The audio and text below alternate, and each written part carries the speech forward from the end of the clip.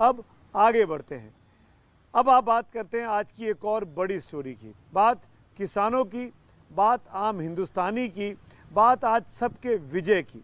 क्योंकि अब किसान आंदोलन का धरना जो चल रहा था दिल्ली के बॉर्डर्स पर, वो ख़त्म हो गया है।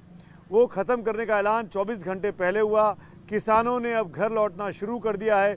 घर वापसी का सिलसिला बड़े पैमाने पर कल और परसों में आपको देखने को मिलेगा और एबीपी न्यूज़ इस पर लगातार आपको कवरेज भी दिखाएगा।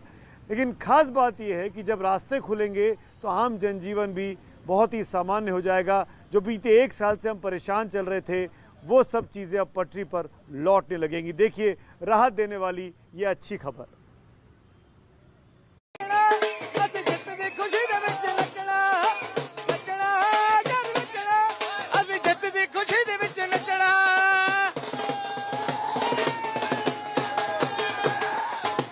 पिछले 1 साल से दिल्ली के अलग अलग बॉर्डर पर बैठे किसानों के लिए अब वक्त घर वापसी का है। संयुक्त किसान मोर्चा के आंदोलन स्थगित करने के फैसले के बाद अब सिंघू, टीकरी और गाजीपुर बॉर्डर पर किसान खेतों की ओर लौटने की तैयारी कर रहे हैं।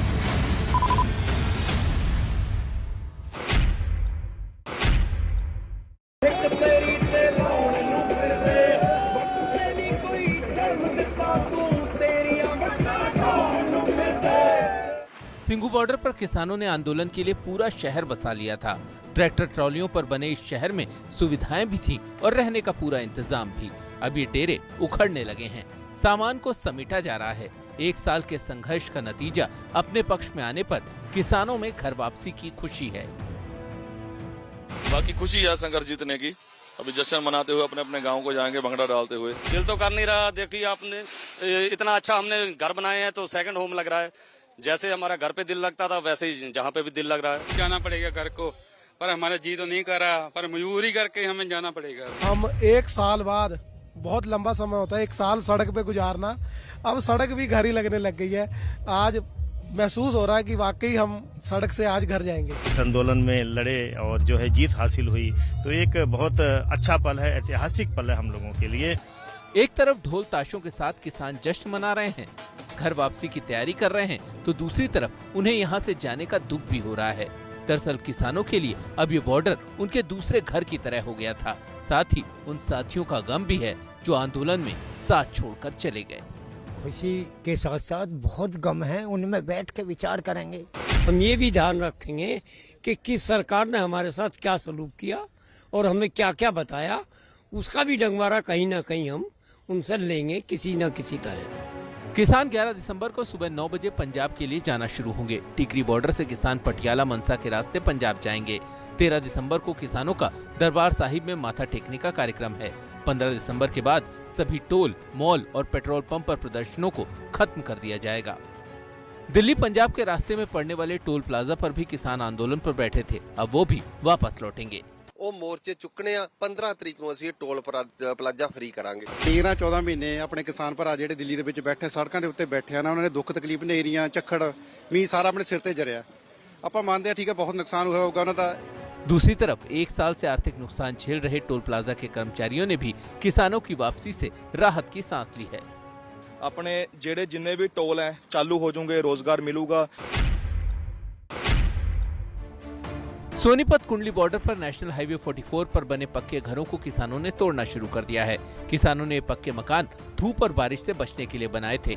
इन्हें बनाने में जो 19,000 ईंट लगी थी, अब उनका इस्तेमाल आंदोलन में मारे गए किसानों का स्मारक बनाने में किया जाएगा। हम एक एक रोड़ा अपने इसको उठा के ले जाएंगे और सारा कुछ समेट के जाएंगे, साफ सफाई करके जाएंगे। गाजीपुर बॉर्डर पर भी किसान वापस लौटने की तैयारी कर रहे हैं। यहाँ भी कल से किसान वापस लौटना शुरू हो जाएंगे। बहुत उत्साहित है किसान, क्योंकि उनके खेत खलियान, उनके बच्चे राह देख रहे कि कब वो घर लौट कर आएंगे और अपने उसी तरह से जो हमारी रोजमर्रा की जिंदगी थी वही अगली प्रक्रिया हमारी रहेगी। 1 साल से किसान आंदोलन पर थे तो दिल्ली के बॉर्डर से आने जाने वाले लोगों के लिए यहाँ से गुजरना किसी जद्दोजहद से कम नहीं था। अब किसानों की वापसी के बाद दिल्ली के इन बॉर्डर के आसपास रहने वाले लोगों की जिंदगी भी ट्रैफिक जाम से आजाद होगी। 1 साल की तपस्या के बाद किसानों की घर वापसी हो रही है, इसीलिए सबके चेहरों पर खुशी दिखाई दे रही है। लेकिन इस एक साल के दौरान बहुत से किसान अब देश के बड़े नेता बन चुके हैं। सवाल ये खड़ा होता है कि इन किसान नेताओं का अब क्या होगा? क्या ये किसान नेता औपचारिक तौर पर राजनीति आएंगे? क्या किसी राजनीतिक पार्टी को ज्वाइन करेंगे? क्या ये चुनाव लड़ेंगे या किसी राजनीतिक पार्टी को हराने के लिए कैंपेन करेंगे? चुनावी मौसम है और इन सवालों के जवाब तलाशने भी ज़रूरी हैं। आइए देखते हैं हमारी ये खास रिपोर्ट।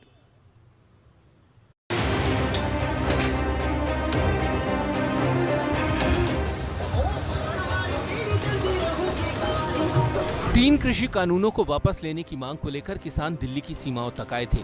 पिछले एक साल में यही बॉर्डर उनका आशियाना बन गए। आंदोलन के तमाम उतार चढ़ाव, खुशी और गम के लम्हे किसानों ने यहीं पर साथ मिलकर झेले।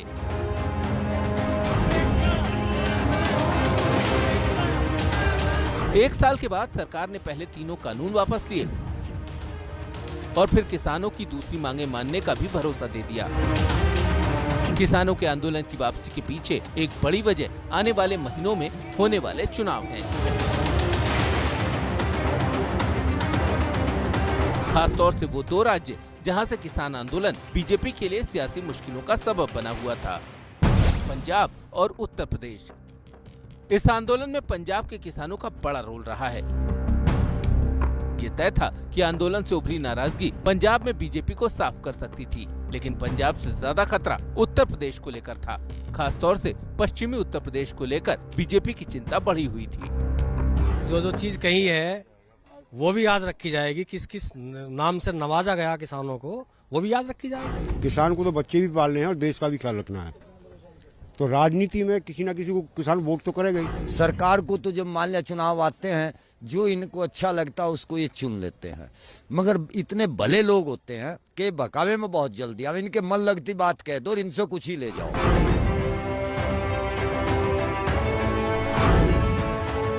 पश्चिम बंगाल के चुनाव में बीजेपी की हार हुई और उसके बाद उपचुनाव के नतीजों ने सरकार के कान खड़े कर दिए।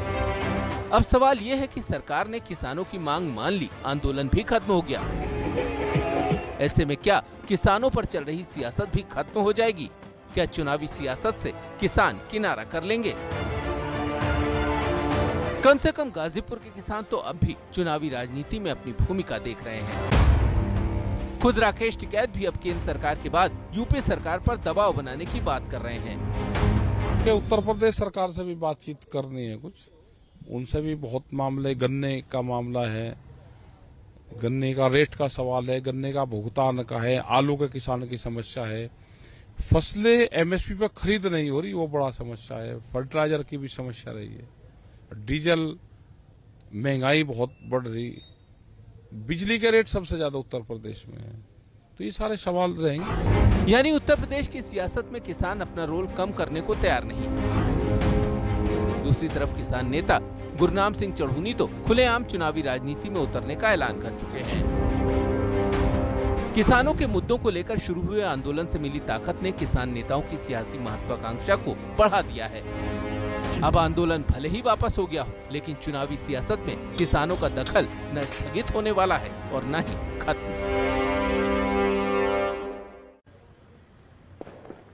दरअसल इस आंदोलन में बहुत से ऐसे नेता थे जो किसान बन गए और बहुत से ऐसे किसान थे जो नेता बन गए, लेकिन अब सवाल ये खड़ा होता है कि राजनीति में क्या करने वाले हैं।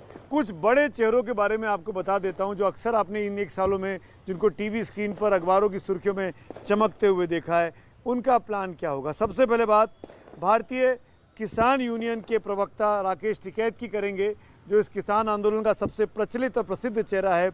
वो चुनाव लड़ने का इरादा नहीं रखते हैं, बार बार कह चुके हैं, लेकिन ये भी कहा है उन्होंने कि बीजेपी को हराने के लिए वो ज़रूर काम करेंगे, प्रचार करेंगे। लेकिन तब की बात थी जब तक प्रधानमंत्री ने तीनों कानून वापस नहीं लिए थे। गुरनाम सिंह चढ़ूनी की बात करते हैं, उन्होंने साफ कर दिया है कि पंजाब विधानसभा में वो एक दल बनाकर चुनाव लड़ेंगे, चुनाव लड़ने की मंशा रखते हैं, उसे वो कई बार दोहरा भी चुके हैं। तीसरा नाम है बलबीर सिंह रज्जवाल का, उनके बारे में भी इन्होंने औपचारिक ऐलान तो नहीं किया है, लेकिन ये माना जा रहा है कि आम आदमी पार्टी और रज्जवाल के बीच किसी तरह की आपस में सहमति बन सकती है, जो कि राजनीतिक गलियारों से खबर निकल कर आ रही है। चौथा नाम है जोगिंदर सिंह उग्रहा का, उनका चुनाव लड़ने का कोई इरादा नहीं है। जबकि उग्रहा का पंजाब के किसानों में सबसे मजबूत इनका बेस है, सबसे ज़्यादा प्रभाव रखते हैं ये, लेकिन चुनाव लड़ने का इनका इरादा नहीं है। दर्शन पाल साहब की बात करें, डॉक्टर दर्शन पाल, तो चुनाव पहले लड़ चुके हैं, लेकिन इस बार चुनाव लड़ने के वो पूरी तरीके से विरोधी हैं, वो चुनाव नहीं लड़ना चाहते हैं।